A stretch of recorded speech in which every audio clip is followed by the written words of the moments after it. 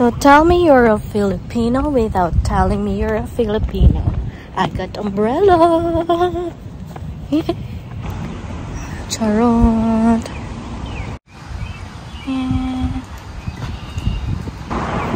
Charot, so sobrang aga ko. Tatambay lang ako dito muna sa labas.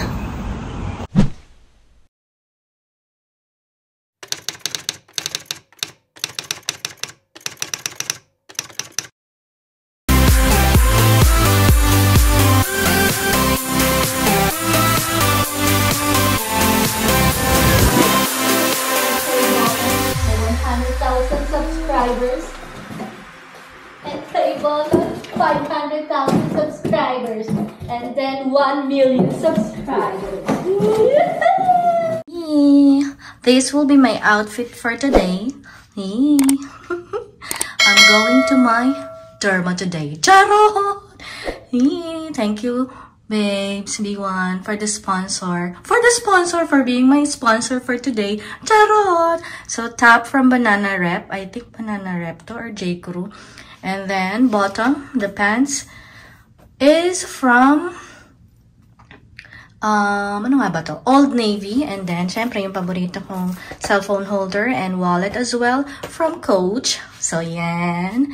And then, magwa-white shoes lang ako. Yung paborito ko, yung espadrille ko. So, yan. I'm going to make paganda. Charot! See you there.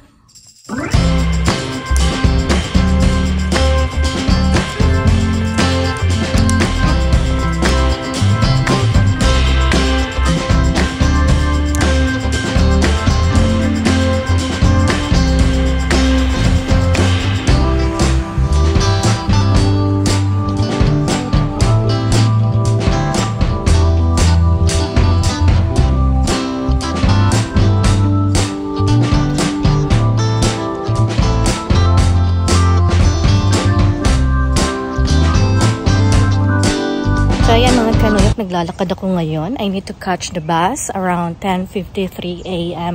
Tara, let's go. Wala akong lipstick, wala akong nilagay sa mukha ko kasi magpapafacial nga tayo. Tara, let's go! Charan, charan. Lapit na tayo sa bus stop mga kanuyok. It's like 2 to 3 minutes or 5 minutes walk kung mabagal ka. So tell me you're a Filipino without telling me you're a Filipino. I got umbrella. May umbrella kasi baka mainit mamaya. I'm planning to walk later for exercise. Char! Kapit na tayo!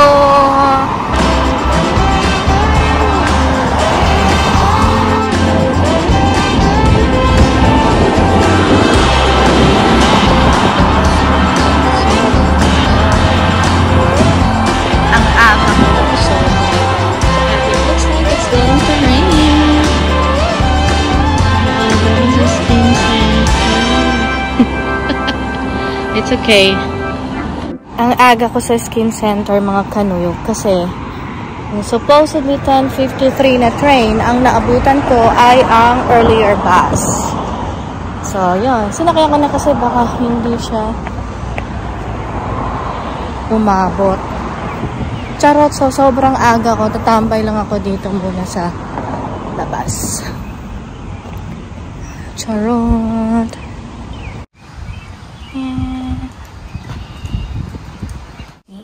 I'm back.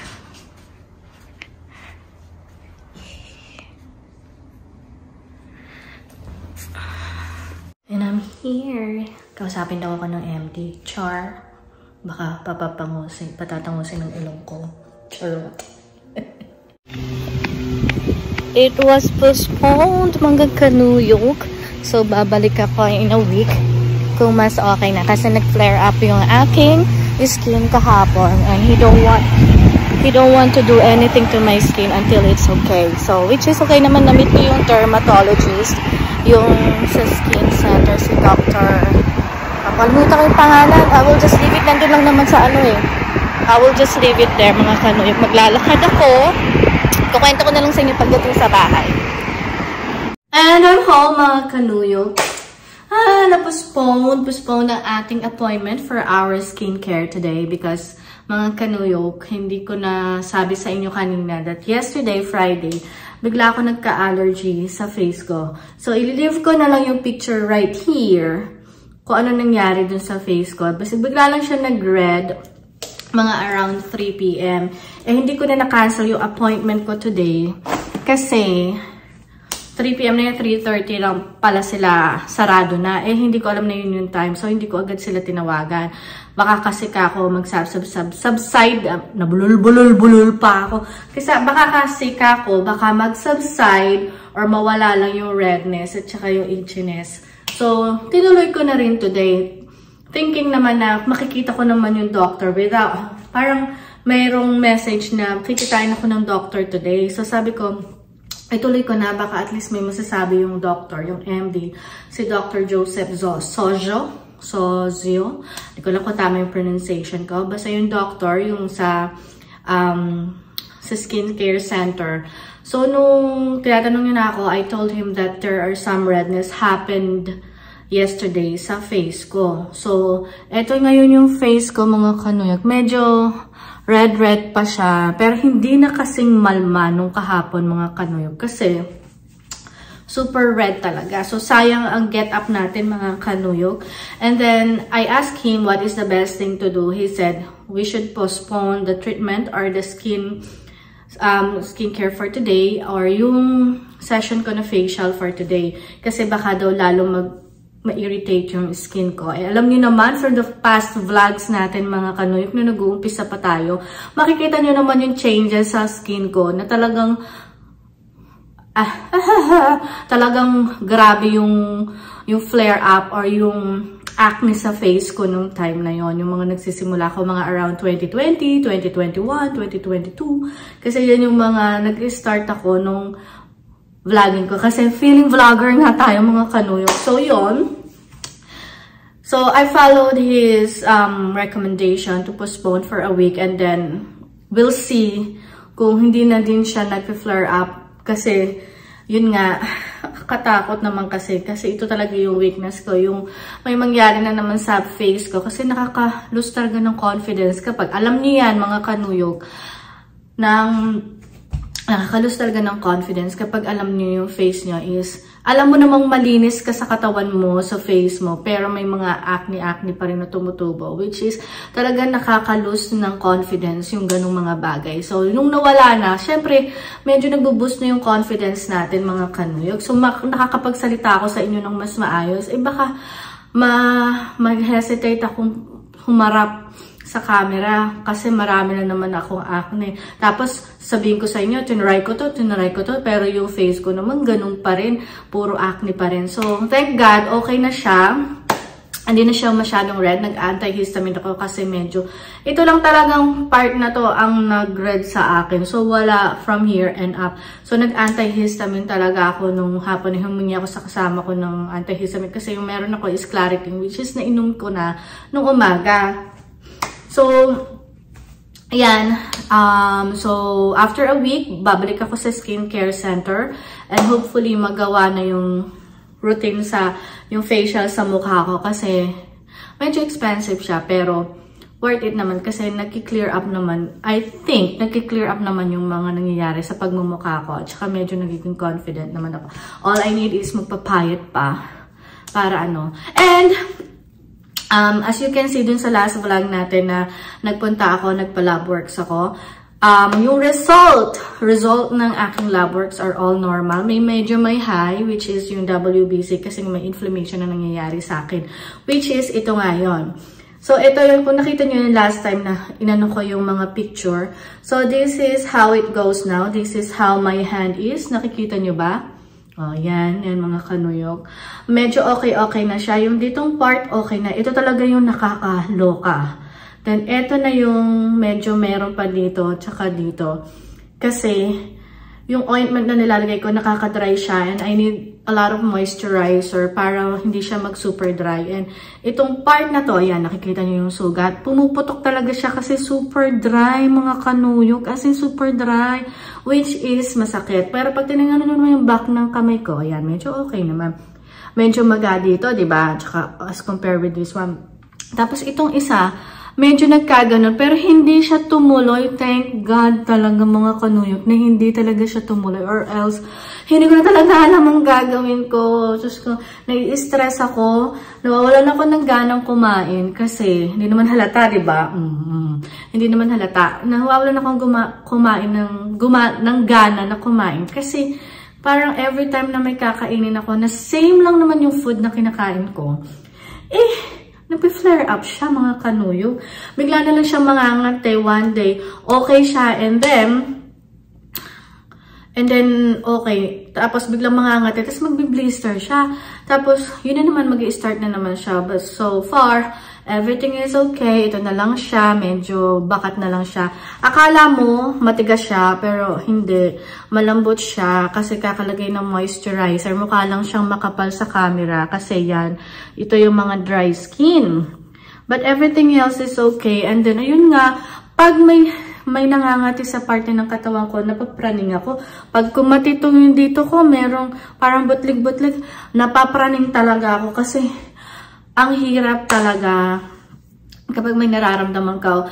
To think na normal naman yung lab works, masabi ng dermatologist ko, yung pinuntahan ko, is normal naman daw yung lab works ko. May high, which is due to inflammation. Tapos wala akong allergies. Mga kanuyok, wala akong allergy sa seafood, sa kahit ano.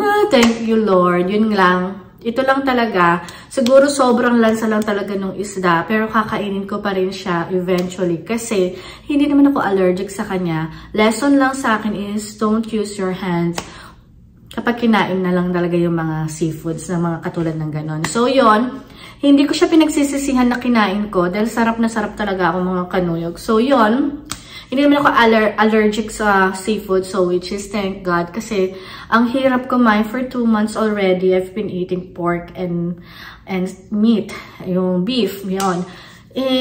Medyo mataas ang cholesterol natin. Ayaw natin umangat ulit yon. Medyo napababa na natin. 1 point na lang, normal na from the last lab work. So ayoko nang umabot sa ganun na talagang ano. So, ayun, bumili din ako ng gloves. Ililive ko na lang yung picture ng gloves na suot ko siya. And then,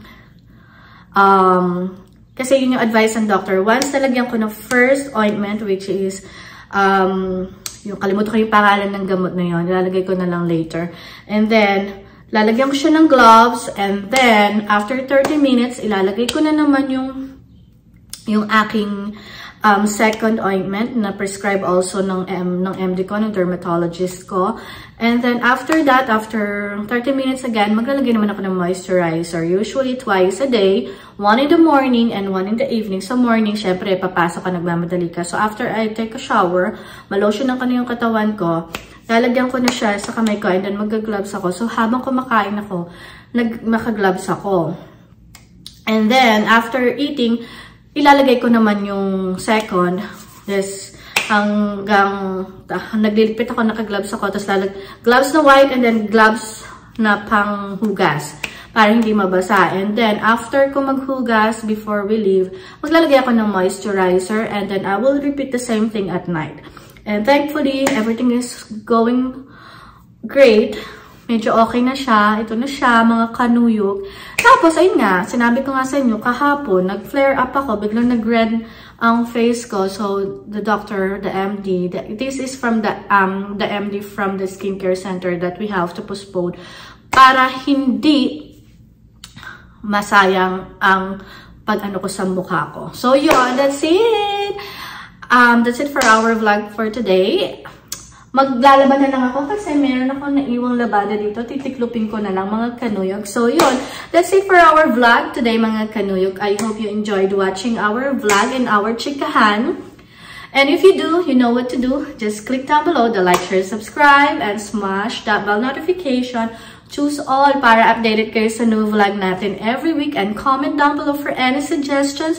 Please do follow us on our social media account, Instagram, Facebook, and YouTube. This is your Queen New Yorker and B1 nagsasabi, be safe, be good, and God bless. And always remember, be afraid but do it anyway. Be afraid to post all your vlogs because you never know kung magbo-boom yung vlog na yon. Charot! Bye!